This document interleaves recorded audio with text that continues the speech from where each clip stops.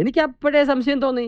എന്റെ കൺമുന്നിലിട്ട് അവൻ ഈ രായപ്പനെ സരോജ് സാറിനെ പട്ടിയെ തല്ലുന്ന പോലെ തല്ലിയത് അവന്റെ. മിസ്റ്റർ ബേബിക്കുട്ടൻ, ഞാൻ കഥ മോഷ്ടിച്ചെന്ന് അവൻ നാട് മുഴുവൻ പറഞ്ഞു നടന്നു. പക്ഷെ സത്യം നിങ്ങൾക്കാർക്കും അറിയില്ല. ഞാനും അവനും ഡിസ്കസ് ചെയ്ത് എഴുതിയതാണ് കഥ. അതെങ്ങനെ അവന്റെ മാത്രം കഥയാവും? കഴിഞ്ഞത് കഴിഞ്ഞില്ലേ? കഴിഞ്ഞത് കഴിഞ്ഞില്ല. അവന്റെ പേര് ഇനി ഇവിടെ പറഞ്ഞാൽ I say you get out എന്ന് സാറ് പറയും. ഒന്നുകൂടി ചുഴിഞ്ഞാലോചിച്ചതിൽ ഇതിനകത്തൊരു അപകടം പതിയിൽപ്പെട്ടു. എന്ത്? അവന്റെ തിരക്കഥ അവൻ തന്നെ സംവിധാനം ചെയ്താൽ പടം ഹിറ്റ് ആവും ഉറപ്പാ. രാജപ്പൻ ഡേറ്റ് കൊടുത്തില്ലെങ്കിൽ അവൻ മറ്റാരെങ്കിലും വെച്ച് പടം എടുക്കും. ആ നായകൻ കയറി സ്റ്റാർ ആകുകയും ചെയ്യും. അത് നമുക്ക് ക്ഷീണമല്ലേ? പിന്നെ നിർമ്മാതാക്കൾ മുഴുവൻ അവന്റെ പുറകെ പോവും. അങ്ങനെ ഒരു അവസ്ഥ ഉണ്ടാകുന്നതിനേക്കാൾ നല്ലത് രാജപ്പൻ ഡേറ്റ് കൊടുക്കുന്നതല്ലേ? അത് നല്ലതാണെന്ന് മാത്രമല്ല, അവനെ ഒതുക്കാനും ഇത് തന്നെയാണ് ഏറ്റവും നല്ല വഴി.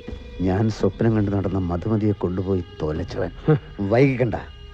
ബേബിക്കുട്ടൻ റിസപ്ഷനിലോ റെസ്റ്റോറന്റിലോ എവിടെയാണ് ഉള്ളതെന്ന് വെച്ചാൽ ഇപ്പൊ തന്നെ ചെന്ന് വിളിക്കാം.